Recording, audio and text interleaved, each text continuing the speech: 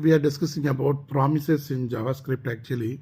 These are the very, very important concept in JavaScript actually. So how we will learn these promises, we will see with this sentences actually. So here, I promise a result. I promise a result. So here what is happening is promising a result. In this producing code, what is the producing code? Producing code is the code that can take some time.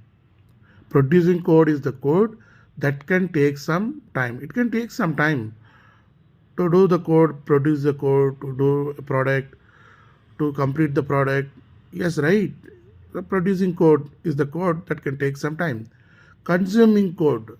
So consuming code is the code that must wait until further result. Yeah, if I want to eat the dish, whatever is prepared or produced, so I have to wait for some time. So consuming code is the code because you are consuming that product, that dish, that tikka, that aloo tikka or anything, burger, whatever is there, which is being produced by the shop person. Okay. So producing code is the code that can take some time. Consuming code is the code that must wait for the result.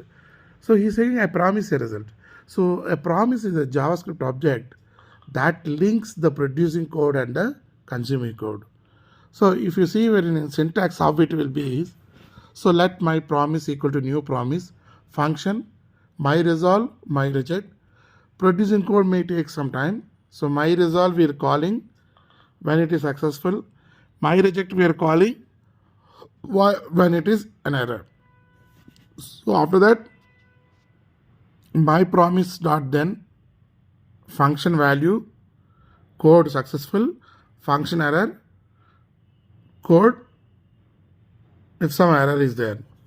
Okay. So that is what actually. So mainly promise object has got three properties. One is we call them as PFR.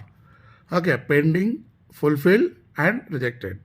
So a promise object supports two properties, state and the result. While a promise object is pending, working, that means the result is undefined. If the promise object is fulfilled, that means the result is a value. If the promise object is rejected, the result is an error object. So if it is a rejected, error object, fulfill, the result is a value. If it is pending, it's undefined. You cannot create the promise property, state and result. You cannot use a promise method to handle promises.